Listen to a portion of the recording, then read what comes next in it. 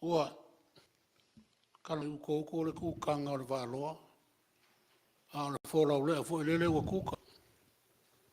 Ma ua olo mao sora whai. O le whalinga o le alofa kungo o le kua. Leo kako whero e mangu. Manga whakauso i fua pe o le kara ka mai kai.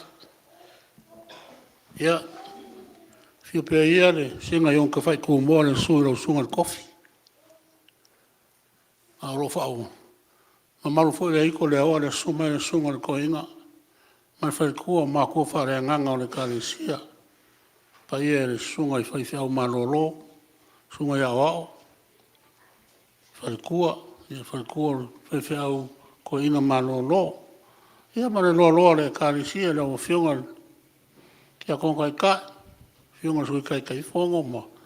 Pere sikenga mawhakanga ki ngā pa ia ngā o le Ekalesia. Ia kai ngani whai pa ia o sa mo am whai o kako mafuka ni ia kai a kuro. Ia o le karo le sisinga. E o whenga ia ma whiunga ki a kongo. Ia saka i kasi. Ia sia kako nguloku. Ia o le kua kere lama o rofa le kua. Lo maua pere so i fua. A e niso ngai kako i ngā makua. Ka mā makua lo maua pere ngasi. Ngā makua i a whalora. Ia o lo maukua ngasi. Ka uvi pere ma. Ki ngā kingo. Ia e o silafia. Ngā whiunga pa ia le kua ia. O wakuloka usanga. Pua ngā mwhainka. Whenga iai. Ia lo maua pere ma rosi o ki ngā makua. Wape ngā furi ka mai a karapepa. Ia mga sesio ko whingei. O lo o iei furi mauka o ngase. O ngarolo ia ke ore suafa o ki ore kof ore whingei. Ai o lo maua kara e a kongo o ngeia ki a mai e kua. Ia le ngu loku. Ia lo maua pere so i fua. Ia ma leola. Kai ni kai aro ka pua inga o ko so mai ma ka pua i whakas. Ia. Leo ko sisi mai o ka ko kofi ni kai aro sungan kofi. Ia le maria lo kia. Ma wa fiong pa ia le kua. Skai me mua ma ko whangolongo ma ko whafonga. Ia fiong pa ia le kua. Ia manguia le Ekalesia manguia le kofi manguia le o fia Faafeagaiga.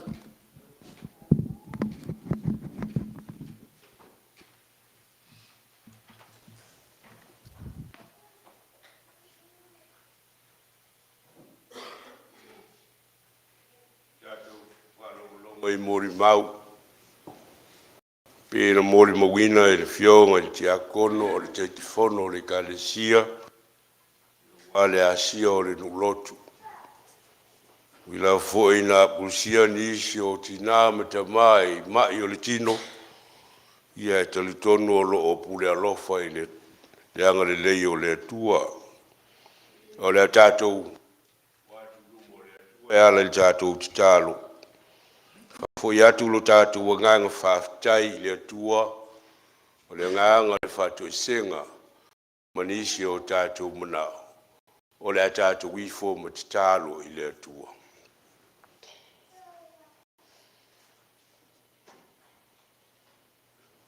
Le atua lo matu utama. O le atua o le ola. O le atua Manumalo. Sili ese lava ma malu la wa fiolo ma to wotua. Au le tua ifo ma to turi ai vai uma o le fatu tua. E masio ila to we o tani to vina la wa fiole to le. Ki o ma tu fa taya le lofa le la. Mato dai la o fiore tuaro mato toba. Ono le ya uloa ma oluma o mfai ono mato mafutai. Mato tomato ina montina. Manu le Ekalesia yo no fato. Mato fafo i inga la u. Mafutai o ele tuaro tomato. Lord, name of Jangal Matu Faftai, thou Yore. Vaiasosa ma mātou fuafua. Le mai se ai no mātou whalongo I mori mau. Pea na mori mauina fionga I ki a kono. Wā le tala soifua o lotu lo mātou. Ta mātou whalongo. Iai nisi o lo iai tonu ai o ngasi. La tau foi o lo whakautoria I tua iai. Mātou mori mauina le fia ma le oli la fio lo mātou. Wā o mātou mou tala. Lo manuia I lātou. Whakataina o fio le atua. Whai o na mātou mafuta. Malawa o auna to ina ma le tina. Lo māwa luma lau tau singa. Lo la waso I fua I le ore le tiko. Au le nganga o lau fio e whatumuri ai la ua. Lo wātiu te matofu. Peo na pala unai la ua. Whakatai o lo mumia lo ai lotu lo mātu o tu. Lau tau singa rofa lo mātu whama. E mai se o ta mā, we o lato, tā lato mālu kui, lau ngā rima. Au se, tu wāo lo mātu utua. Tā kua ia lo mātu wala whaiwa. E mai se o le soifu ofu I nātu lau fio. Le atua. I lava I lo matua le soifua lo mātu toma. Au le nganga whaafitai. Leo lo mātu wa aia pēr le mata o fia o lau fio. Le ngata I atia. Au ta māma tina mātu tua o lau Ekalesia lo mātu o tua. Se wa whamalo. Wa whasao le atua. Lo wanga le nei whaso mai. I lonu lotu I le nei tae ao. Whaftai o lo manuia tu pulanga talo vau. E maise le ao ngā sālo mātou o tua. Mātou whafo I arvi inga I lau fio ta mā. Wa oe lava lo mātou o tua na e wheta lai. Ia mātou wao lo mātou o tua. E ala I whanau ia lau Ekalesia. Whaftai. Whaftai tere lava lo mātou o tua. Mātou whaftai lau fio le li ie. Ina wale ai lava ni tāla e ono whapopole nai lau Ekalesia. O le leo le fia o le oli. Lo mātou langona ina pēr lo mātou o tua e le ngata I tonu. O le lonu lotu lo mātou toma. Ia le taape ma le saralau o mātou ainga. Tono le nei tala whatai lo mātou o tua. Nei o mātou ainga o lo iai si o mātou o tunu pele o Samoa. Se sae ma sifo lo mātou o tua. E o lo iai o wai I Australia ma New Zealand. Le nganga fia ma le nganga whatai lo mātou o tua. Wa lo maua lunga pea lau tau singa. I lo latou soifua ma si o mātou ola. Mātou whawhitai lau o fio tō mā. Wau o fionga pa ia o mawhai o na mātou whalongo I ai ta mā. Tei mio le ni aso lo mātou o tua. Wheta lai oe lo mātou ta mā. Whalolongo I mātou lau whanau lo mātou o tua. Upo le ola o e au maia mo I mātou. Whai lea ma whamaro si au I lo mātou soifua au auna. Ao lo mātou soifua tautua. Mo oe ma lo malo e whaavavau. Whaaftaita ma. Wau whamnianga ua mawhai o ne whaasoa mai. I o lātou lima mo mātou lima. Ngā lua ina ai lau ngā luenga lo mātou o tua. E maise au whamnianga I ngā luenga. Lo lātou ngā lulue ai so se ngā luenga I company. Ai mai se o ngā ruenga wha le malolo mātou o tua. Le li e whaafetai lau whaai. E ala i au whaamianga. We whaamanuia i nai le tangata. Ina iati nae ai o mātou ainga. Ai mai se o lau whiau ma lau ngā ruenga lo mātou o tua. Le atua whaamalo whaafetai tele lo mātou tama. Mātou whaafetai la o fio. Le nganga whaasoa e ala i lo nganga pa ia lo mātou o tua. Mātou te talitonu e le ato o toa lava o mātou tangata. Au le telefoi o taimi e tau au ina se ai a mātou whai unga. Tele o taimi e tau au ai ina mātou pā uatu le loloto o le angasala. E maise o lo mātou o ese malau a fiolo mātou o tua. Langona e fo i lo mātou vai le li e. Au le nganga whaaftai lo mātou o tua. Ina wawea pea le nganga pa ia o la ua fio lo mātou toma. E whai ma whaamalo si au. I o mātou tangata lilo te totasi. Te leona e whaatutuina i mātou. Pea mātou pā uatu le loloto le angsala. Te leona e taitai mai i mātou. Pea mātou o ese malau a fio lo mātou o tua tamā. Whamalo a whaafetai. Whaafetai le uanga le lei ala i lo wanganga pa ia. Ua whailea mata i ala ia i mātou. Siri ale ngang whaafetai tamā. Ono le tongi ola lea na e saunia. Mātou te talitonu e le whaingofie. Ua se mawai atu le vaiaso ua tuanai atu. Sa mātou whamanatu ina ai lo mātou ua tua.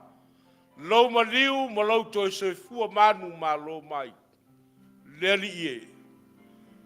Mātou te talitonu. E le whaingofie le tāpena ina. O lo mātou whaola tanga lo mātou ua tua. Waia i mātou.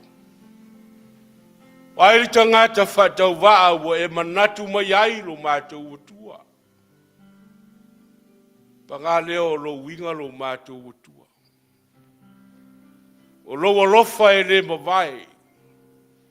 Mai tu maulava e o e le whaavavau. We manatu ina i whaola ina le tangata. Ni e sao lele lo mātou wala i lau o fio lo mātou o tua. Ore nganga whaafetai tamā. Yo ifo yo mātou loto o le lie. Me whaamaoni o lau o fio. Au loa lofa tu noa lea. O mātou to e maua ai. Le mafutanga sili lea ma lau o fio e whaavavau. Le atua. O e lavana e wheta lai. A iai ni mea mātou te mana na o iai. Ia mātou wole atu e ala i le titaro. Mātou titaro le li ie. Mo lau whaamrianga i lunga lau Ekalesia nei. I lau au auna toi ina ma le tina. Whaoa ina pea i la ua. I mawhauwhaunga mai lau a fio le li ie. Wale taitaina o lau Ekalesia po lau lafu ma moe. Te tonu o launu lotu le. Ai mai se o tiute mawhaiva o lo whiangai mai la ua. Ai are komiti a ta mao le Ekalesia. Wala aua i lau a fiole li ie. I e so swani a i la ua. Ma losi o le tino. I whatu muina le oa whale nganga mai lau a fio. talo le li ie lo mātou tua. Kuna iai ni iso la au whai ngā luenga. Sa lātou ngā lulue ma ofo ina atu lo lātou soifua. Whātino ai o lātou Tuesday. A mese o tofi na vala uinai lātou. Lea ua malolo mai lo mātou tua. Mātou te talo. Anga le lei oe lo mātou te maa. Wa ilo lātou soifua ma le ola. Wa asa toe la lātou au nanga lo mātou tua. I wala au wa i la uafio. Ia whaateleina lo lātou malosi. E meise o le soifua whale nganga. Lango inai le ngā luenga. Peo na puno nou ma ngā lulue ai te tonu o lau Ekalesia. Talo sia foi au whinga luenga au au. Mo wale nganga lo mātou utua. Sui tau au ai ta mātou ina. E a ngā luenga whai. E maise o le lau ngaina o le fionga pa ia le atua. Talo mo le fionga i ti a kono. Poutu toa lau ngā luenga lo mātou utua. Mātou wala au lau fio. Yo lātou langona le moni, o lātou tiute. Tofi wa wala winai lātou. E ale leo ina o lau ngā luenga lo mātou utua. Whamnuia le mafutanga tina. Le tina to ina. E maise o le mafutanga tina lo mātou utua. E tonu o lau ngā luenga. Ye iai lau whamnuianga. Whamnuia i au tala wau. Ria le au ngā sālo mātou utua. E maise o ngā ruenga whaia lau Ekalesia. Le atua i iai lau whaamia. Mātou wala au le li ie. Mana tua na i mātou ainga o te ape masala lau te tonu o le nei tala whātai. Lo mātou utunu o Samoa. I iai lau whaamia. Alo foi ma whanau o lau Ekalesia, o lo Faafeagaiga ma tautonga whaare malo. O alo foi ma whanau o Samoa le atua, anga le lei oe lo mātou tama. Mātou te talo le li ie. Fuafuanga whaia lau Ekalesia, mo le tau ati na ino lau ngā ruenga. Le atua, po nao se foi lava e whae e li tau. Pe Aunuua ma lo mafuta mai lo mātou utua. O mātou te tālo le li ie. Ta ibi o le li asu. A mātou whaalongo i au a fionga. Launga o e tama. Whaalongo i mātou lau whanau. O mātou toe manao le li ie. Pero mātou whaalongo i mori mau fionga ti akolo. Ono nisi o tama. Nisi o ti nao lau Ekalesia. Au ni alo fo i mani whanau lo mātou utua. Lo whata o to lia i lātou i mai o le tino. E maise i lātou lo iai tonu ai o ngasi. Le atua. Mātou te talo whatau anau lau o fio. O oe lava o le fo mai o fo mai. Ia li lingi ifo. Li lingi ifo le mana o lau o fio ia i lātou. Ine ia mawhai o na mauai le malosi. Whaua wina i pēa tiu te mawhai. Pēa o na vala wina i lātou lo mātou o tua. E ua mātou te talo. Ule anganga maua lalo lo mātou o tua. Langona lava lo mātou le ato o toa. Langona le tele ma le anoa i o mātou whale tonu. O mātou wanga sara lo mātou o tua. Wa umana e sila pia ina. Ta mā.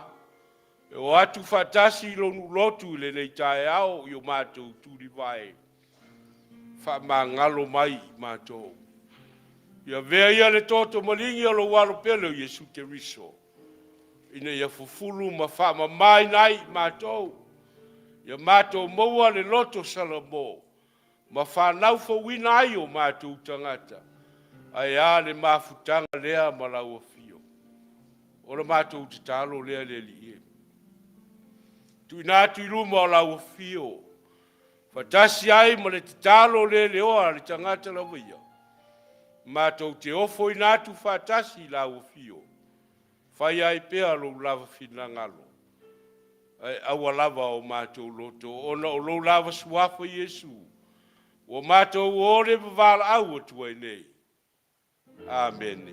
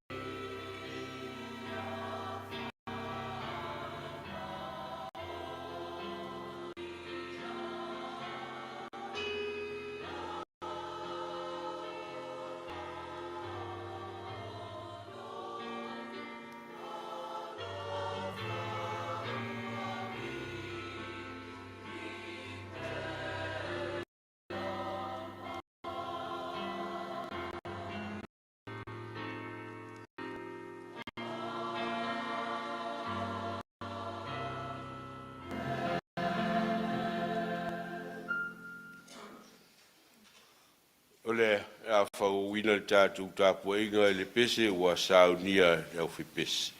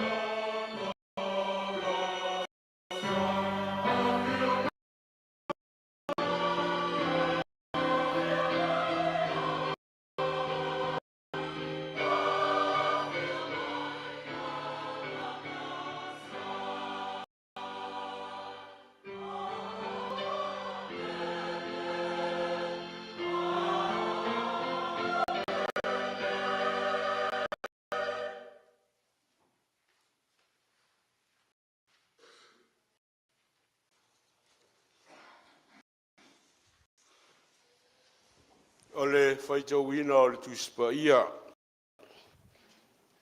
Tusi whiriwhiria i le nei tae ao. Mai le whenga inga tuai. Tusi le Numera lo nu tau ko e sfutolu. Tātou whitau whila whai mai le luas fuma le ono. E whaangata mai le tolu sfuma le tolu. O na wha wau lea le tau po sfuma le wha. Whai upu mua mua ata mai se fulu.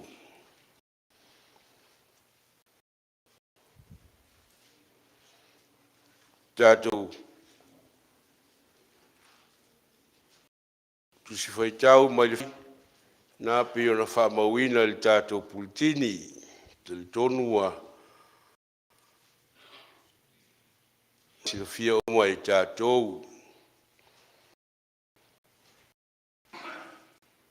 Whafonga maia i a fio ngopa i a le ali.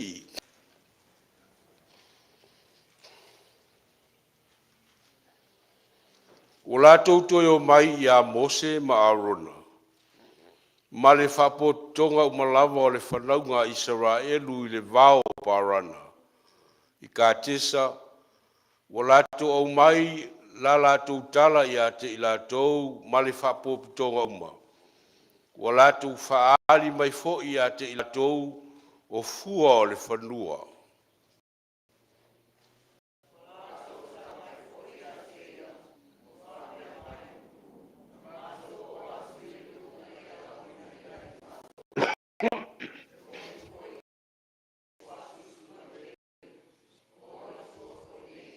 Ai pete iane e malolosi lata o no nofo i le nuu. O ai fo i e nofo olo e mutua te tele lava. I le malina mātou i loa ai whanau a anaki.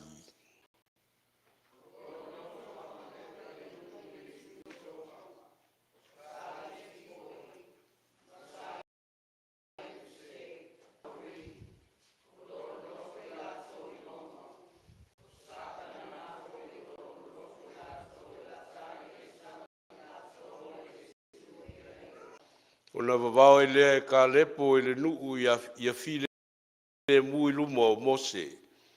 Tu, se tātou matua o awa i ai. A whai ai mo i mātou, mo i tātou.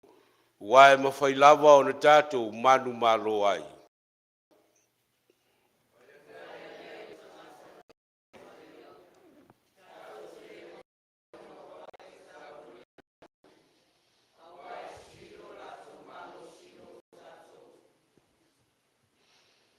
Wa lātou whaitala leanga mai fo'i i le whanaunga Israelu le nuu na lātou wasiasi i ai. Ua whapea mai, o le nuu na mātou o atu i ai e asiasi i ai. O le nuu lava lea e wha umatia o e ono nofo ai. O tangata umafo'i na mātou i loa ai, o tangata tino e se lava i lātou.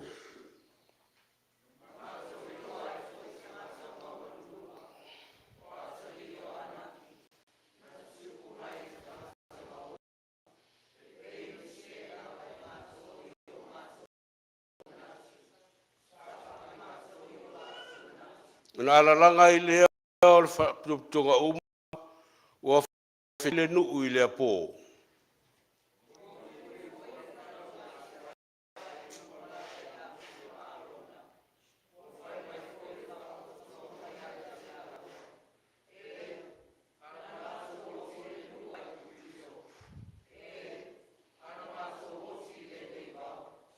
Sa ea le mea ua au mai ai e lea lii ia te i mātou i le nei nuu i oti i le pelu.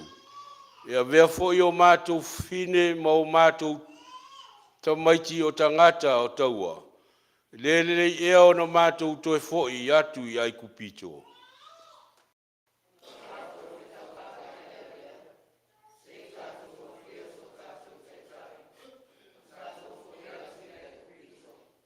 O na whapa u whaoa i lea o Mose ma Arona i luma o tangata uma o le whapotonga o le whanaunga Israel.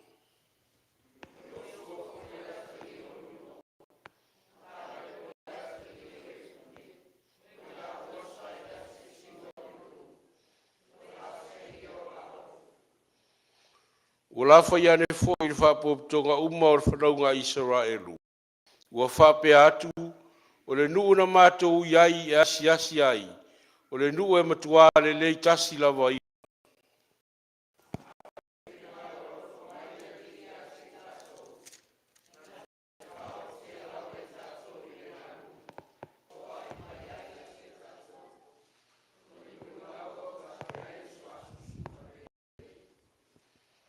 E awalawa ni o tau fau vale i le li. Awa fo i tau te maa i tangata o le nuu. Wa e whai ala la uma mea ai ma tātou. Ua ma vaelo lātou ma malu i a te ou. Ao lo i a te i tātou le li. Tau te mātatau i a te i lātou.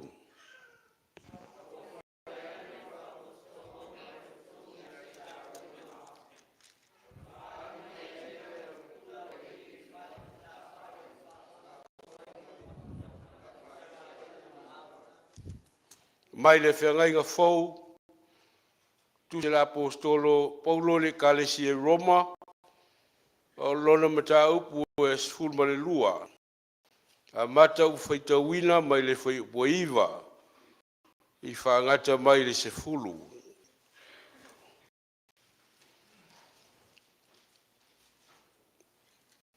Roma lona mata upu e sfulma le lua, a mata u whaitawina mai le whaipoiva, se whaangata mai le sefulma le tolu, le sefulma le tolu.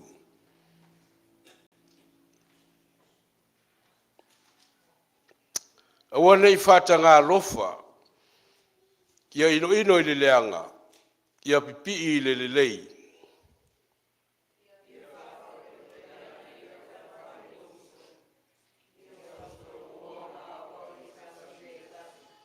Awa le whaavai vai le whiringa, ia mālosi le loto, ia au auna i le alii.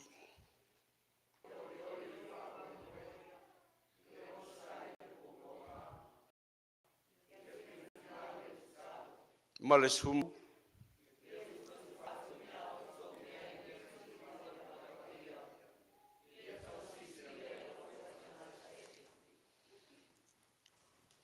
Ia whaamamlama atili mai e le atua uinga loloto ana fionga pa ia.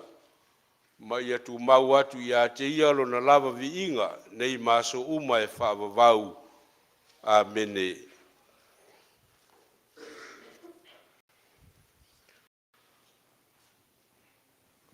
Au mafofo ina se upu tātou te whaasoa ai whaaleanganga. O te mwai momori atu o whaaftai i le tamato ina, ma le tina. Ia se lupa ia o le Ekalesia i le whionga le te whono. O ta mamalo lo foi. Tina malo lo e meise le au whinga luenga. Ia me mamalo le Ekalesia. No le nei amanoa ma walunga, ua mawhai o na tātou mafuta i le nei tae au.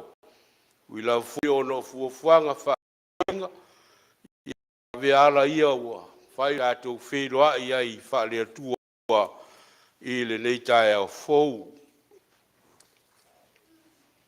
God is good. All the time. A mete le whatalo whai lo uso i lo le leile atua.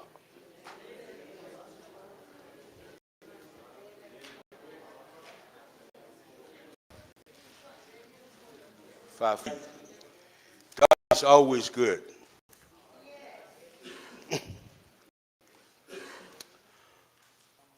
Ole launga i swafa mamalu o le atua le tama, le atua le alo, ma le atua le nganga pa ia, amene. Le amaua mtua mai le tusi sa tātou whalongo longo iai, mai le Faafeagaiga tuai. Numera lona mtaupu e sifuma le tolu. Aua filifilia le foi po tolu sifulu. E fai mamatua. Whapela na whaitawina o na wawawa i lea e ka lepo le nuu ia file mui luma o Mose. Ua whape atu. Se i tātou matua o ae lava i ai. Ma whai ai mo i tātou. A wae ma whai lava ona tātou manumalo ai. O le tātou matua umi le nā. Whai ona whapupuina le nei matua i se autu ua tu whatasi e whapea. Tawivi ia manumalo ai aua le pala i loto. Tawivi ia manumalo ai aua le pala i loto. Ia lona whapala ni inga lai tonu al putini. So se tangata tau sinio lava, e pei o whanau ia onga. O ta alonga, o ngā luenga, o le whai pisinisi, ma le ola au auna i le atua. O lana au penga numera tasi, e taula iai le ola tawivi, ia toa le loto. Pe whaale tino, pe whaale anganga, le tawivinga. O le au penga lava e te tau o na taula iai le ola tawivi pe ta iai le ola tawivi ia toa le loto. Au o le pala ai le loto. Ia toa le loto. Ia tawivi ma finau ma talitonu.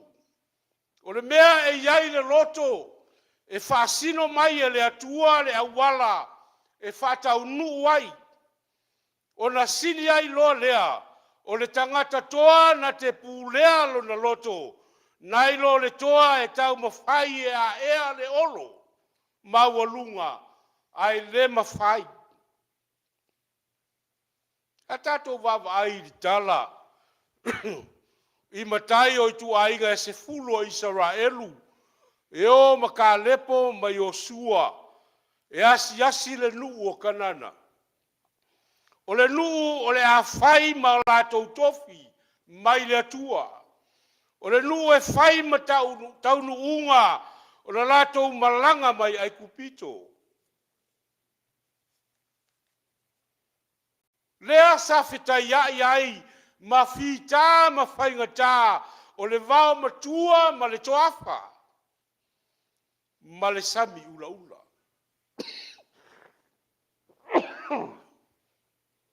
O le talala i e na awina e mose. E asi le nuu. E mafuli le mori mau o matai, whaavai loto. Matai pala ai loto.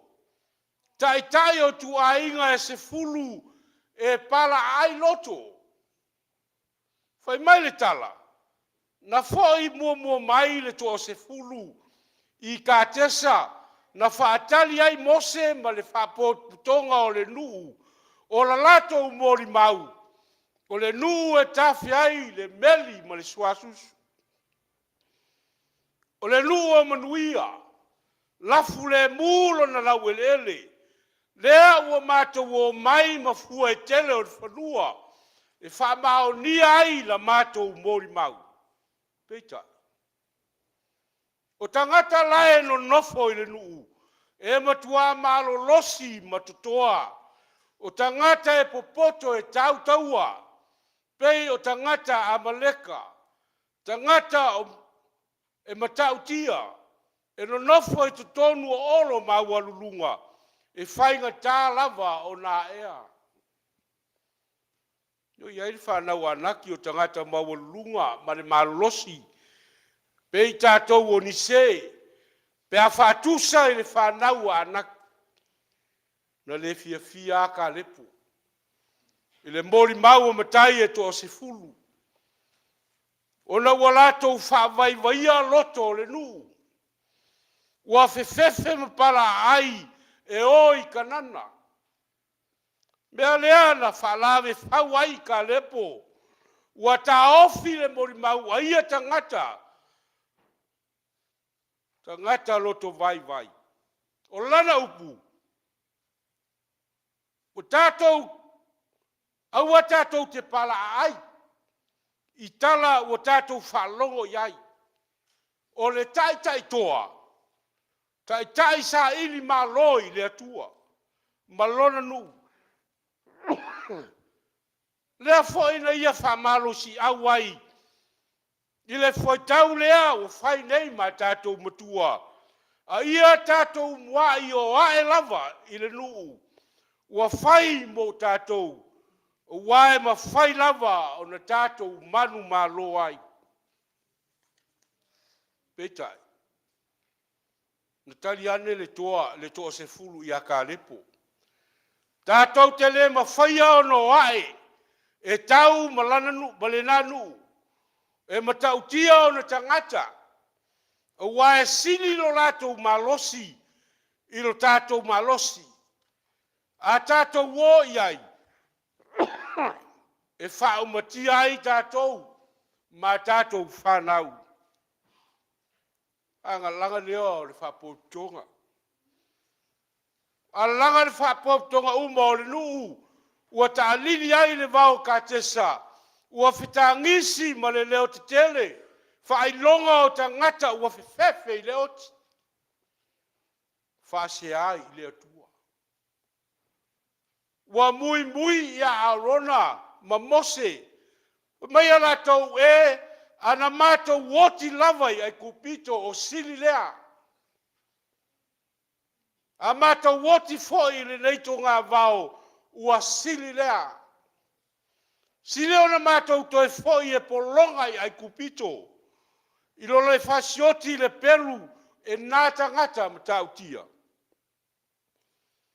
Wa le fia ka le. Wa le fia lava ka lepo mai o sua i le mea ua tupu i le nu. Ui na whapa mai fo mose ma arona i o lato luma whailoa i ai. Aua le whiwhewe ma pala ai. Aua le matatau i le matautia o tangata. Wao lato au fatasi ma le atua. Kamalu si au fo i lea ka lepo ma Yosua.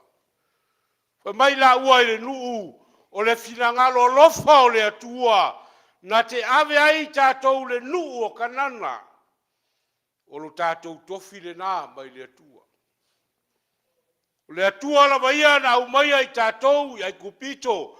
O le atua foi a vea i tātou i kanana. O le mea le te tau ai o na tātou matua o wae i le nuu. Wae ma whai lava o na tātou Manumalo ai. Whaatasi ma le atua. Ui ai le whamalosi a mose ma arona. Whapea ka lepo ma Yosua. Ua silinga e taliseu se whautuanga ma se whamalosi. Ua whaoa le loto o le nuu i le pala ai loto. Mafua ai sea. Ona o le whātua i le atua. Maolo lātou talitonunga. Wo eselo lātou whātuanga ma le atua.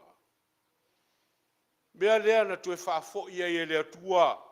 Le malanga i le nuu i tō ngā vau. Whaasala i tō ngā vau i tō sanga e whaase furu. A i le sona e tasi. Le na o mea ai e ola ai le tangata. Ai ola foi tangata i le whātuatua. E le ngata i lea. E whaumatia ai tangata. Loto vai. Male mui so i le atua. Mea lea tātou te iloai. O le pala i loto. Na te tuina le tangata i le nofuanga o le polonga. E otia o polonga lava. E wha polonga e le pala ai loto. Mea tonu ale nana o i matai e to se fulu. Sa lato wha vaia loto le nuu. Wha pea le nuu le wha tua i le atua. O le ale mea na o iai le nuu. Na toi wha fo iai le atua. Whapolonga i le tō ngā vau, tau sanga e whase fulu, maoti ai, vanga nātu pulanga whatuata i luas fulu tau sanga, malalo ifo, e whai mo la tau le nuu o kanana. Mele au o tātou i loa, ma mauti noai. I le tala le nei, i le asia singa i kanana. E mafuli loa le to tele i le loto vai male pala ai. Fita ia i loa le nuu ma ti ngā ma pupua ngā. E o ai le oti. Lona winga. E mafuli loa, mafuli sia. Se Ekalesia i le wha moe. I le au pala ai loto. Ma le loto vai. Vai manua loa le wha moe o le Ekalesia. Ma le finangalo o le atua. Ai le pe ai le Ekalesia. Wao lo tutu malosi. Ai la tou. Tai tutoa. Pe o ka lepo ma Yosua. Ta lofo i le wha moe o Israel. Mokanana. O le tau nuu ona ua pala ai loto. Tai. O loto vai le nuu. Ai maise le whatua i le atua. O lo lato ua tua sa lato wosi Faafeagaiga. Lona winga. E uvale a. Le tau ivinga ma le wha moe o le tangata. Pe alo fia e le pala ai loto. E le tofo e le tele o whamrianga. Ua saunia e le atua mo ia. Le ai mata e le taunu unga o le ola tau ivi. Ma le sa ili ma lo i le atua. Ta pala ai loto. Ma loto vai le auso kerisiano sai Roma. Ona o le matau tio sa wanga sa lato. Feta ia i aso uma. Moe pupua ngā ala i le oti. Fōlinga mai. O le asola ese le ola tawivi. Ma fina finau i le ali o Yesu Keriso. Malana fa o le tanga. Fōlinga fo ia. O le anga se. Le anga se ifo le malosi. O lo lato fatua tua matalitonu. Ya Yesu le tala le lei. Pe fo io ni tangata ua sola ese. Fa moe ia ya Yesu Keriso le faola. Ona o le matautia o sauanga.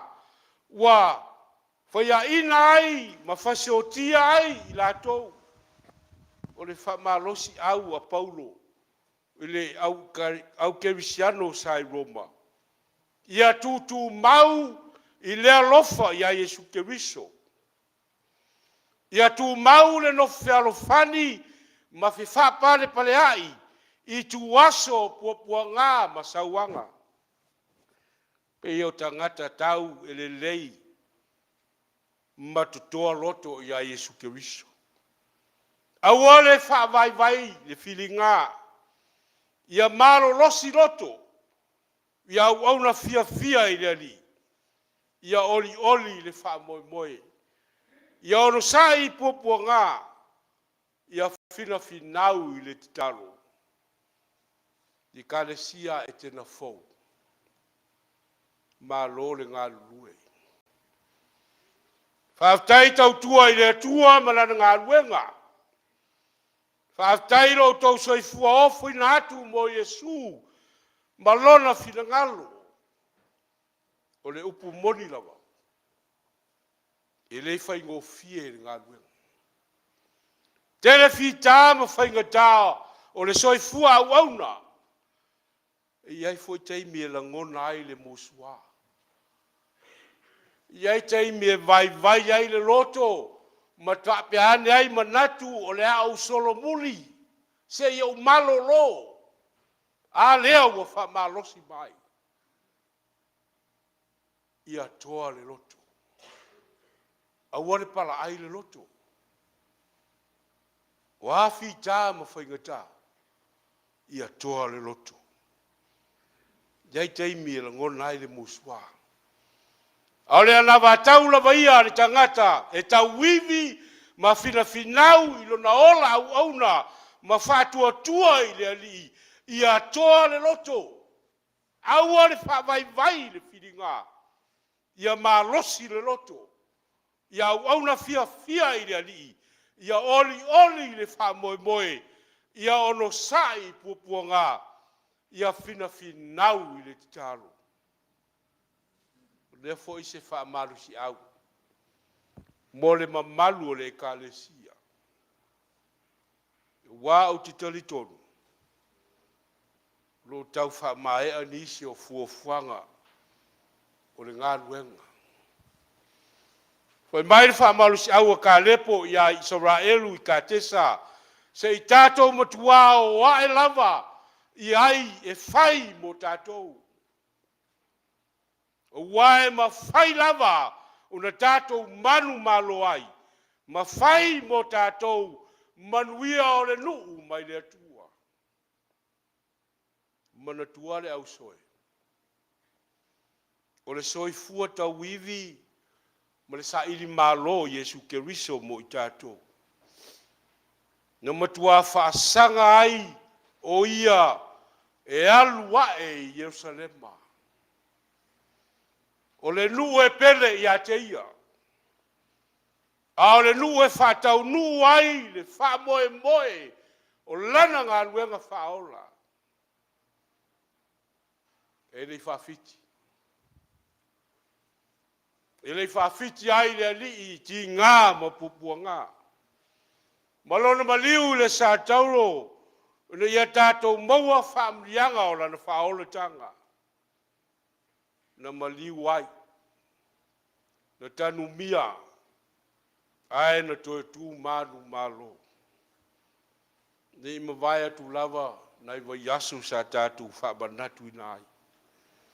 Le ato atoa le nao le alofa o le atua. O le fisili e au ni tātou fisili ai. O le aso ulangona. E le pala ai a le loto o Yesu. Na ofo mai Yesu lo na soifua. Ato atoa e maliu. E le whaingofie la le tāpena ina e le li. Lo tātou whaola tanga. Fe au leo le tala le lei. Mo tātou le nei tāi au. Ekalesia a Etena fo. Tātou whaamalolosi. Tātou wola au auna mo tātou wola whatuatua i le atua. Tātou tauiwi pēr no tātou wola au auna mo Yesu ma tātou talitonu na te whaau penga ina lava i tātou i le loto tele. Loto whatuatua. Tātou te Manumalo whatasi ai. Ma ia i le ola e whaavavau. Ia toa le loto. Aua le pala i loto. Amen.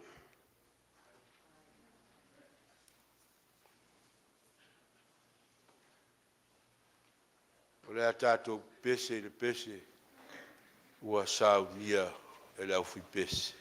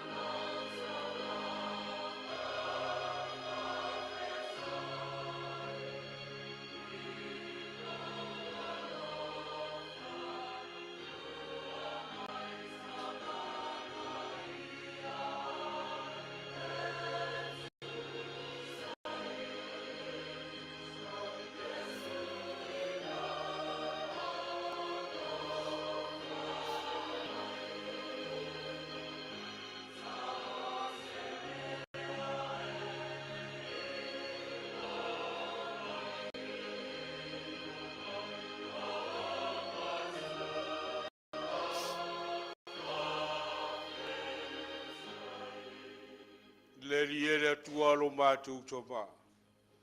Po lau tu atu lau whanau le awa ma le bingao. Ki o mātou wofo ina atu le nei taulanga tupe I lau a fio. O wā lau fe au ma lau ngā luenga. Nisi nei o whamrianga ne fo ina mai ia I mātou. Iala I ngā luenga wa lātou ngā lulue ai ma mātou ngā lulue ai. Nei o mātou toi ofo ina atu se tasi vaenga I lau fio. O wā lau fe au lo mātou o tua ma lau ngā luenga. Ai le ma whai ono whangaluina I o mātou loto. Te fōa I sili ina e whaia mo I mātou. E ala I lo walo pele o Yesu Keriso. Ne fo ina mai le rolangi. Ina ia whaola ina o mātou tata. Tālo le li ie. Se ie whapa ia ina le fōa ia lau whanau. Whamuia e la tau na fōa. Ono lo lava suafa Yesu. Amen.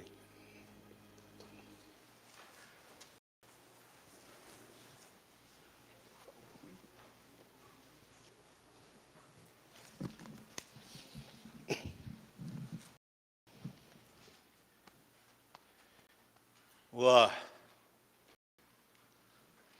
matango fia le taiao sa faafeagaiga foi le afioga le tautailouvaa tanoa se taimi o sola ma suga le tofi e mai o le mai o matafasaga'i e malosi lona pupuna e le lea sagaiga lenei taiao lau suga le tofi se malo whaftai.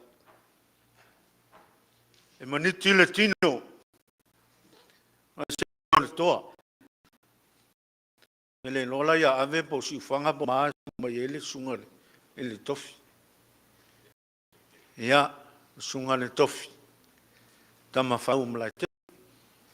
Me leo fio e ali, so li, ui pui kalenga kumalele ko malu. Malo Faafeagaiga. Ka lani la popoa a wale ala usu. O ke mangaku foi o le ngai ka au. Sa pesa ko inga le ike o le malama. Wa surungia le whanga le lofa malanga leo le kua. Ka ku wheloa I masunga le whengainga. Sunga le kofi le ngai aso. Me fau a whaia le kua. Ale ua ngat pai o le Ekalesia. Malu le Ekalesia susunga le koinga ma le whatukua. Malu lau whai ngā luenga. O lo le Ekalesia le ngofo a mafukanga. Au sa moa mo pokpoko. Whafonga mai kume. Ma malu le lungol. Ewa lea. Ia wale wha moe moe o le ngi asu. Wha malo Faafeagaiga la fio mai marala mai au. Ka ko mori mawinga pele ang kua. Ano fa so pa ia le ngai aso. Maka ngofie. Ese fo ia le fa longo. El kongo ele ia se pala ai o kongo moka o le li. Na wale li ele I. Kuma mainga. Fika ko li faola mo. Fa inga tama pupuanga. Au ka ko mori mawinga le kumang malo Yesu Keriso. Leo ka ku whalongo upo le ngai aso. Vele leo vai whamsua le ngu moriak le ngang Faafeagaiga. Leo sungar whengainga, leo sungar kofi a waluenga le ngai aso. Kau ngā lofa le kua, pule kele. Ia, pa ia pēr ngā luenga. Mau le mau kele a wāre whenga iai mar ngā luenga. Ili ngai kua le maunga lo, whenga iai o lua mar ki ngā luenga. Amuri mai le Ekalesia. Ia koi whei loa I le lofa le ku. O ngā le ngengu. Faafeagaiga le ngā luenga. Faafeagaiga le whang. Tō mākou loko kele. Ia wā le ngā luenga. Ia huku le kua. Whakukumu mea o whangawangia whaloko kele le nganga. Ia wā le ngā luenga lo whenga iai. Saus kemi. Ia ka koka api. Usia le kua pēu lea. Au lunga whangai le wā le koe fo. Wheo ai maainga e mese le Ekalesia o whaamuri mai. Saus kemi wha umaku upo le Ekalesia. Au ngā luenga le ngai aso. Wha malo Faafeagaiga lau sunga whengai. Faafegai susue, faafegai kapenga, ia wale pa ia o le Ekalesia le. Maua se kako feiloenga fifia le lofa o le kua. O le ngā faafegai pa ia ngu faamalosi, uinga le faingofia le ngei Vaitau, ia e faafegai ka puai. Ia o whenga iai whiau ngā luenga mese ka ape aku, ka mama ki ngā o le Ekalesia. Ia wāre wha moe o aina, ai mese lo ka kongu. Manguia ka mama ki ngā makua, manguia lo sunga ko inga. Maua le malosi, au kele ia ke olua wāre ngā luenga. Ia, manguia lo ka kongu mo ko inga le ngei aso, faafegai.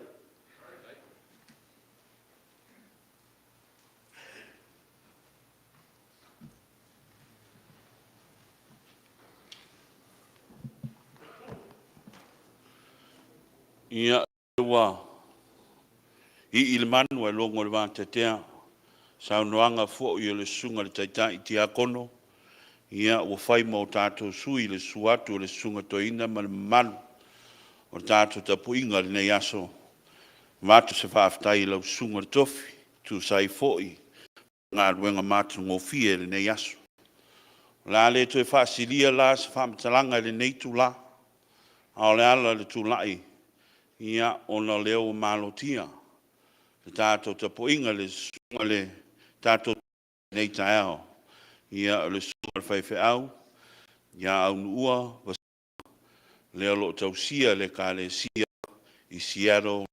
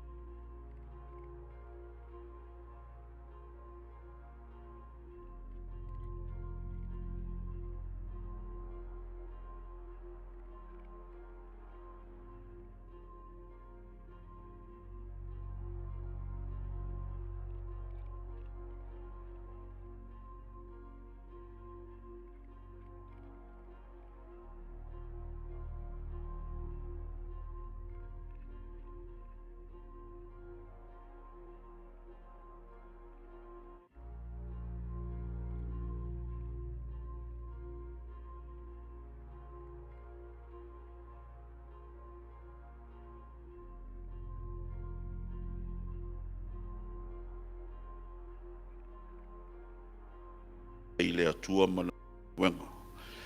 Ia, o le tūlanga masani, lava o le nei Ekalesia i lona sene, po taula la fonga o le sene, ia o le se leni la lo whanga wā le mauta nei, mauta ma le whanua o wha i mai e le atua, ia Etena fou, ai meise, le au te lenga, o te māma tina ma tutua ma lofe ngā soloai, ia i nei i Las Vegas i Etena fou.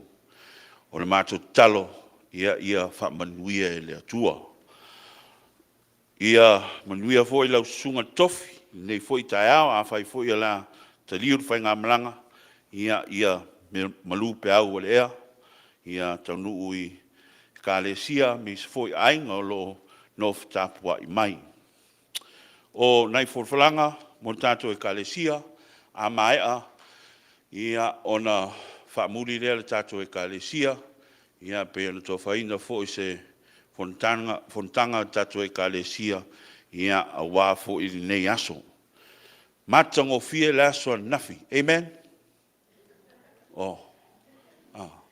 Ese ma le matango fie le aso nafi le lofi mai o tangata.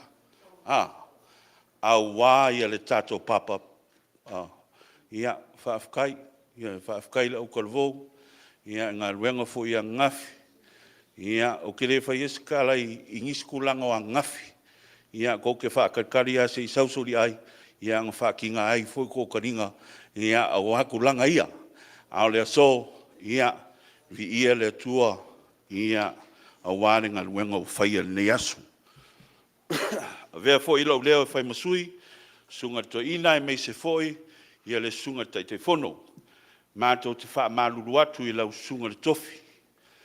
E se manatu ia, wā le au fo i se malosi, ne Ekalesia wā fo i se whaifua, se tona inga, ia a wā le sumaima le tala au mai, a wā fo i le tātou waso.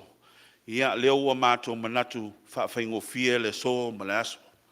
Ia ua saunia le Ekalesia le 5 salau, tona ia le sunga le to ina, mei se fo le whatua le malu e tēnā fo ma le tāpua inga nei, ia a wā fo i se taituanga ma fo i le nei, fo i tū o le aso. Ia manuia lau sunga tofi, manuia fo i le sunga to ina, le malu le tātou nu lotu, o le toi whapopo la i le tātou lo whaanga mo le tātou tofi, ia i le nei aso, ia e whaafe se lau fitus furu ma 5 tala. Whaafe se lau fitus furu ma 5 tala. Ia manuia le tātou tapo inga le nei aso soifua.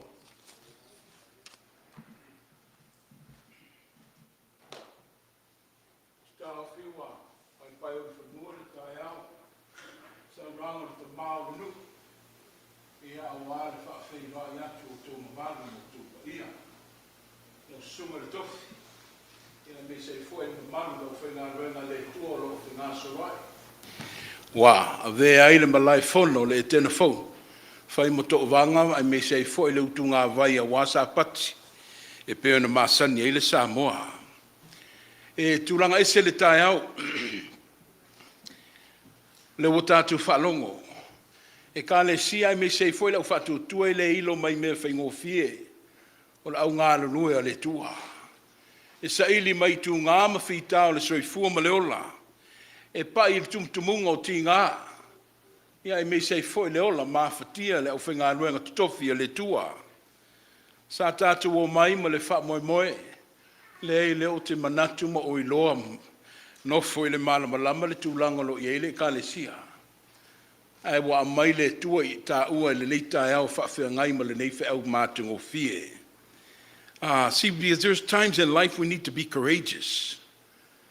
I think that's another part of an aspect of faith. Lelo misia I tātou lau whatutua. E tātou whatutua I tau upu. E tātou le maua le atuanga le whatutua le whatino. Alef mai e lotu te tele. Be courageous. Kids, it's a very relevant message for you guys. Me se auto I senga whaiwaso. Leo la auto sanga I atu le whaingatama le pupuanga o suenga whai o le tausanga. But you need to be courageous to remain in victory. E tātou pai lewa le tini. pe ia tatu lo tele lo sunga le whaengainga. Se whaafutai tele. Whaafutai le lo i te wina i me sei foi le whaarolo maau lo sunga whaatamao le Ekalesia. O le awa whaalongo i le manino Samoa. Ma le mātou nofu atu le Etena whaunei. E se whainga le li. Tu atu no whaaloalo. O le sunga lea i Aunuua. O le sa ua fo i lau whaalongo le. Sunga ia Yeremia, EFKAS. O nisi i o lau whainga ruenga le tua na i el komiti. Sa i el komiti o tau le Ekalesia. O lo la si le fia le leile ngā solongo le Ekalesia. Sa tua i ai fina ngalo pulenga mamtanga ruenga i la ua ia. Sa no fo i le titono o komiti o le Ekalesia. Ai whainga le tua le wota atu whaafusangai. E leo le tofi. Pu au le tua. O le wo mai lava lotolotoi mai. Le tele tatu Ekalesia mauso au lotu leo lo i titono le whangalo. Ai le sa ili mai lava le talai. E tatu sotanga ai ma le tua le tai au. O umano o atu le whaamanuia. Ta uso atu ia. Vasenga. Awa le wha moe. Le ngalo le maftanga. E le ngalo fo i le tuwalalo. A le talo le leoa. A le Ekalesia. Ia one i mate la ina le lua soifua. Ai a pora pui le wha unga o le nganga o le tua. Ia e maua i le lua manatu o wale Ekalesia o lo wha muri mai. Le tuwalalo fo i wha le uso matua. I to tonu o le pulenga ma le mtanga luenga o le tawhia. O lo iai le whaamanuia le tua i lau sunga whaapoi man whatua. Liunga lua si tala. Lau sunga i mea man whatua whaafutai. O lo la ngā lulua i New Zealand. Ia le lo whaile la whaamalolonga. The question is, why you choose here? Why not? O le tu tonu le whale o le tena futanga te tutua loto. Tangato le ngā luenga. Te o tu masani le melea. Lau sunga Yeremia, e leo la sale o mamua la samun Suma i tātou whaita poinga. O le tātou tofi le nā le samun muli le masino Aperila. Ia o le sunga ia Yeremia malona whatua. Leo lo whea ngai ma le la wha malolonga. A tonu i eise au ngā ma se fsotani. E whai nei a sili ai mo i la ue le la tuetali watu. I le Ekalesia lo la ngā lulue ai. Whaafutai le Ekalesia, whaafutai tele le ti akono. Sa ofsili po aile na te uina le frisa. Ina o mai titonu. Ai wha mai le tali, ia o le tautailouvaa. Le ai whatura le tiola. Nga sa wala le tautailouvaa whai mai langa la e pingiki. Ina ia whaafetoi malango o ie o frisa. Ia mana ia fo ilea. O te manatu o tauti akono. O mai e wawa ai le lango o ie ia mala ai le la e frisa. Ia motou o ofu mai ai. Ia manuia. Manuia la inga ti akona o wale fita ama le whaingo fia lo ngā whaipea. Au whaipese whaafutai. Ia o le tala fia lewo tātou whaalongo ese i le mali o pese. Pa a o whaatasi la au e lua. O lewo toi fo i mai le tātou o tele i a James Tapusoa. Leo la wa lua pea ma le tina i a lia. O whainga ia le tua. That's God at his best. When we least expect it, God is there. Ta mama tina mātitua le Ekalesia malu whaafutai i lau titi whaitama. Malo whaafutai tina matua. Le oa lava le Ekalesia. O toni lea. Malo lo mai le ngaluenga. O tunu whai. Malo lo mai le tofi tua ina. Au le tina matua ia malu. Vai le oa ma le tamau aiga. Se le vale tu lima ina mai ate oe tena fong. Le whaasoa pa ia o le tua. O pongi. O pongi manu o mogo le avanoa. So i fua maloloina le Ekalesia lau sunga le whengaiga, ma le whartua. Ia la nau o atu se talo le whonga le Ekalesia. Te tonu whaiaso le li. O le tua i whaiva le Ekalesia ia na ngā ruenga whaatino. Ia o te manatu, e reala tātou le whiwa ai ai. O a whele aso le whapelu malanga ilo sunga le tofi. Ia, ia se uma le lea pingo kai au whakalu malanga ai. Ia e, ai malo wha malolosi le kako Ekalesia ni ngā ruenga. Malo lava, malo noftatalo. A o atu fo e whaatino nisi o tiute. Wha le ainga ma wha le pulenga. Ia lea lava lo mau pea le wha moe moe le Ekalesia anga le leile tua. A maea le nāua o tau sila tangai. Ia wā le wha moe moe le nei Vaiasosa.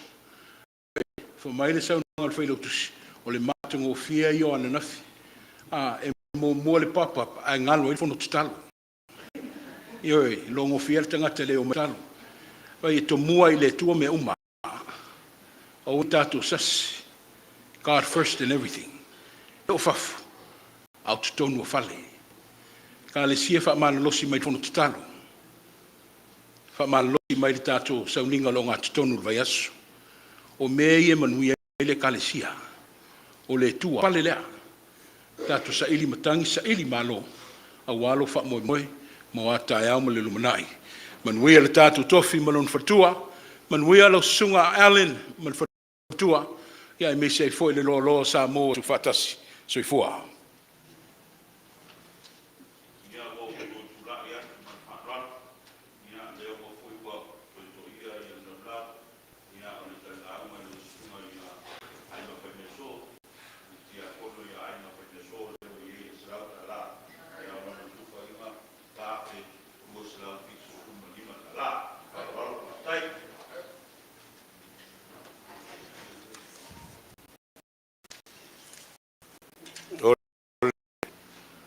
Pa ia sauninga e mamalu pea. Ua le atua. Se whai au tala. Sa iai se tasi o tiakono. Na maliu e alua tu le langi. Ali fole angelu whaatati. Aria angelu piki momoli lo na fale. Alatu le taunu watu lo na fale. Ola bisi fa mlama tas ia ona fa penala ole no fai o lisiaso o bisi tia kono liu fo bati no fale mlama tas to e misi male malisi fa mlama uno walua ole tia kono muri a na piki le agelu el wati o le fale e mtuale ai se fa mlama le fale ana le rufo le fale Fesili loa ia le ile no mulia. La me wotu, la me wole ili fa malamo lo fale. Ai fe mele angelu. O paua o lau tau la ngala na lafu. Na la vai le rufo lo fale e lin fa malam. O le fa malo si foi. Ile au ngalu ya fa lo si la futo tau la. Ni te u el watu na ya ele se fai to o lo fale. Ole le yaso mole atu le ngang faafetai ile ia o le Ekalesia ile sulo toina foi il fortua te nale le altai foi o fionga le te fono ma malu foi o le su te fono ma le senga o ti akono ile fionga le te akono te nale le altai foi to mamalo lo fortua ti na malo lo e mese o le tātou maafutaga fo'i mo le sunga ili. Faafeagaiga ia Allen mo le folitua, tātou mafuta le ni aso. O le moni ai sa aunoaga. Ese ala o le atua. O le nei fo'i maafutaga ua tātou mafuta ai. Ia sa lilo ai manatu. Ise manatu ua langona fo'i ua o iaile.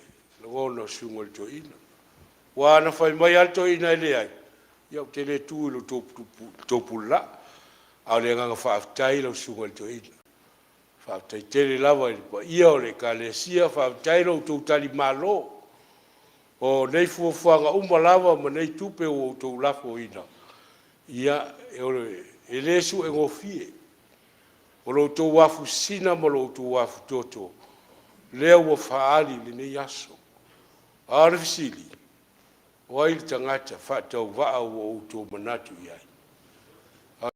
Le nganga faafta, o lama ua talo i le atua. Ia, le atua pule tele i te tala puna vai o le langi.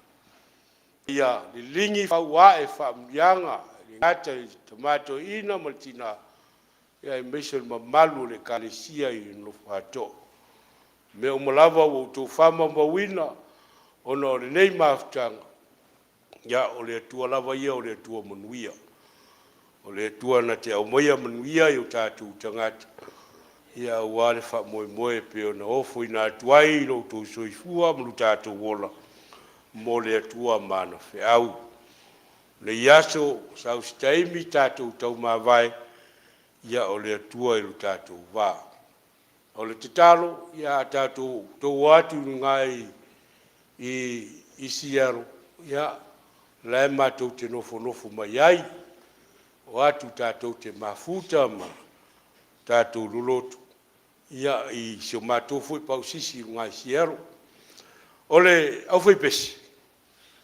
o mātou e tapu au fai pesi siaro ai ala genga tapu o tau langa e lele ngoka ko inga ai lele da oka malo whaftai au fai pesi fa malo whaftai lo tau soifua ofu inatu ala i ingo le tua wo tau sau nia el niaso wa pa ia mamalu ai li tāpua inga ia peo na tātou iai li nei fo i tae au la fo i se feau fa malosi mo le Ekalesia ia o le feau mai le tua tātou te mana tunatu ai pea ia lui tauina ai pea lu tau soifua mo su tātou wola ia o kātou ngā lulue mo foi natu le tātou soifua le tua ia manuia tele fuanga ni yaso ai foi le ta ape le filiali mo tua mo le fua le yaso fa muri o tau mo manuia